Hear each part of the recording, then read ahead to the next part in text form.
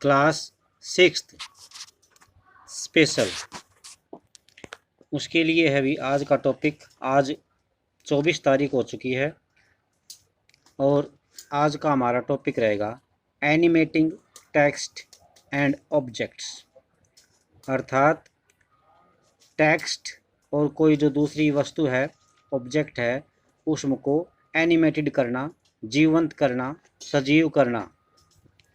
You can animate text, graphics, diagrams, charts and other objects on your slides. आप text को, यानी जो आपने लिखा गया है उसको, ग्राफिक्स चित्रों को ग्राफ के माध्यम से, लाइन के माध्यम से, डायग्राम्स जो बनाए हैं आपने वो, चार्ट्स और दूसरी जो वस्तुएं हैं जो आपने ऐड करी हैं अपनी स्लाइड में, उन सब को आप इस तरह से एनिमेटेड, जीवंत, सजीव कर सकते हो ताकि you focus on important points, तुम जो इम्पोर्टेंट मुख्य जो बिंदु हैं उन पर तुम्हारा ध्यान केंद्रित हो। And control the flow of information, जो सूचना का जो प्रवाह है उस पर आप नियंत्रण रख सकें। To develop interest in your presentation, आपकी जो प्रस्तुति होती है उसकी स्लाइड की, तो उसमें सभी दर्शकों का इंटरेस्ट बना रहे। यूजिंग द एनिमेशन टैब, इसके लिए आपको एनिमेशन टैब का यूज करना होगा। एक बार फिर बता देता हूँ इसकी हिंदी, लेंथी स्टेटमेंट है ये, फिर दोबारा एक बार और। आप एनिमेशन टैब का यूज करके अपनी स्लाइड में टेक्स्ट, ग्राफिक्स या डायग्राम या चार्ट और दूसरे जो भी ऑब्जेक्ट हैं अपनी स्लाइड के अंदर, उनको एनिमेटेड कर सकते हो ताकि आपका जो मुख्य स्लाइड में मुख्य जो पॉइंट्स हैं वो उन पर सभी लोगों का ध्यान केंद्रित हो और आप सूचना का जो प्रवाह है उसको नियंत्रित कर पाएँ। इसके लिए तो develop interest in your presentation, और आपकी जो प्रेजेंटेशन है, प्रस्तुति है, उसमें सभी का इंटरेस्ट बना रहे, इसके लिए आपको एनिमेशन टैब का यूज़ करना है। To animated text and objects follow the given steps. Text और ऑब्जेक्ट्स, ऑब्जेक्ट यहाँ पर कोई दूसरी जो आपका आइटम है उसके लिया गया है, कोई वस्तु नहीं है, चाहे वो टेक्स्ट हो सकता है, ग्राफिक्स हो सकता है, diagram, charts and other objects. तो टेक्स्ट और ऑब्जेक्ट्स में एनिमेटेड करने के लिए निम्न स्टेप का यूज़ करो।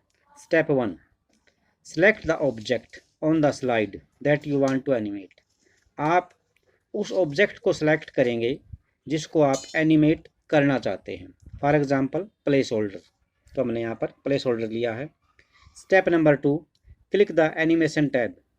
एनिमेशन टैब पे क्लिक करेंगे। Step number 3, click more button from the animation group. अब स्टेप नंबर 3 में एनिमेशन ग्रुप से मोर बटन पर क्लिक करेंगे। A gallery appears with different animation effects. एक जो गैलरी है वो प्रस्तुत हो जाती है अलग अलग एनिमेशन प्रभाव लेकर। इफेक्ट्स का मतलब प्रभाव होता है। Step number 4, use scroll bar and click the effect you want to apply. इनमें से आपको जो भी इफ़ेक्ट अच्छा लगता है उसको ऊपर नीचे करके आप देख सकते हैं, और जो आपको अच्छा लगता है उसको अप्लाई कर दें। Click the effect and you want to apply, जिसको आप अप्लाई करना चाहते हैं उस पर क्लिक कर दें। अच्छा, अब ये बता रखा है कितने टाइप के हो सकते हैं। If you want to make the object enter the slide show, यदि आप अपना जो स्लाइड है ऐसा बनाना चाहते हैं, the slide show presentation with an effect, select the effect from entrance. यानी ये कहने का मतलब ये है, यदि आप अपनी जो वस्तु है उसको इंटर कराना चाहते हैं स्लाइड शो में इंटर कराना चाहते हैं, या फर्स्ट टाइम सबसे पहला वही आएगा, तो आप जो है अपनी प्रस्तुति में इस प्रभाव के साथ, यानी जो आपका प्रेजेंटेशन है उसमें सबसे पहला जो आइटम आपका आएगा वो इस इफेक्ट के साथ आएगा कि सबसे पहले यही दिखाई देगा, select the effect from the entrance. तो जो इफेक्ट आपने चूज करना है उसका नाम है इंट्रेंस। इंट्रेंस का मतलब होता है अंदर आना, यानी इंट्रेंस मतलब स्वीकृति भी कह सकते हैं और प्रवेश भी कह सकते हैं। तो if you want to make the object, यदि आप अपने ऑब्जेक्ट्स को बनाना चाहते हैं तो enter the slide show, slide show में अंदर करना चाहते हैं थ्रू प्रेजेंटेशन, प्रेजेंटेशन के द्वारा, विद इन इफेक्ट, एक इफेक्ट के द्वारा, select the effect from entrance, तो इंट्रेंस चूज करना पड़ेगा। नेक्स्ट है, if you want to add an effect to an object that is on the slide, select the effect from the gallery emphasis. यदि आप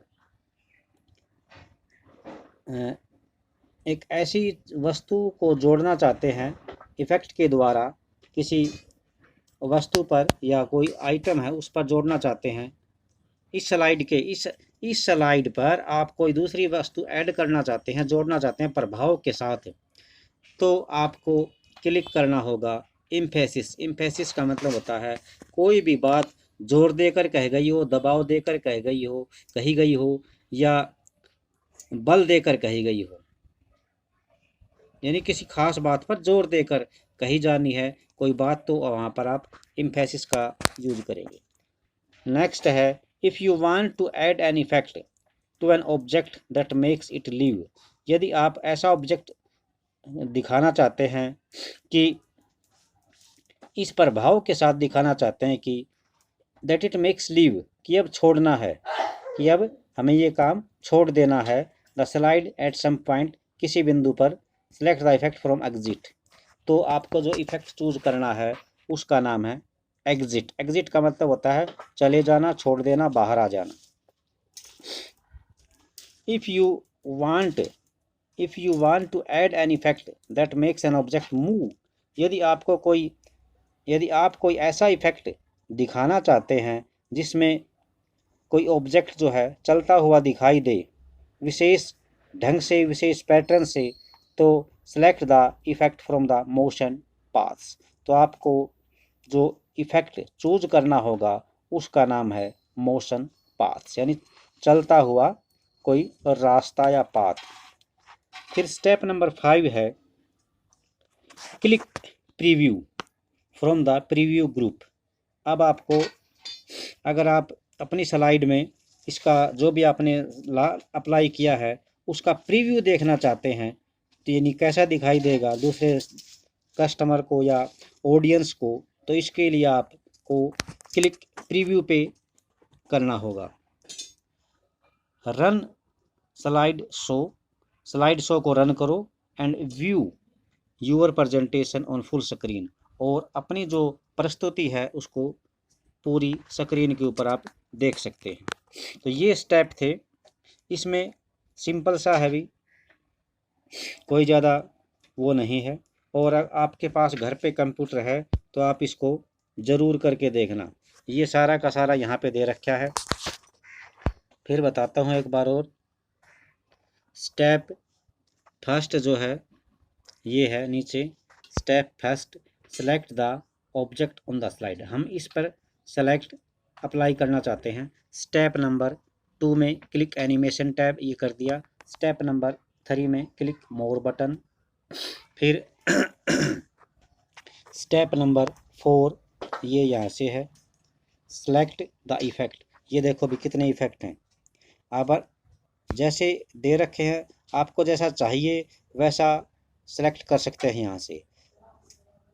तो ये बताया भी था एग्जाम्पल से, इंट्रेंस कराना चाहते हैं, कोई उसको जोड़ना चाहते हैं इंट्रेंस के साथ, तो इंट्रेंस एम्फेसिस, कोई बात जोर देकर कहनी गई है, खास ध्यान देकर बोला गया है तो उसको एम्फेसिस, और अगर तुरंत थोड़ी देर के बाद बाहर निकलना लास्ट है तो एग्जिट का यूज कर सकते हैं।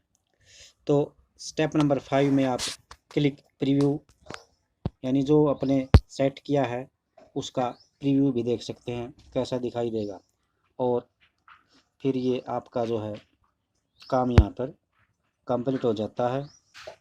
इससे पहले जो सेलेक्ट, जो 4th स्टेप है उसमें आपको चूज करना पड़ेगा कौन सा हम स्टेप सेलेक्ट करते हैं।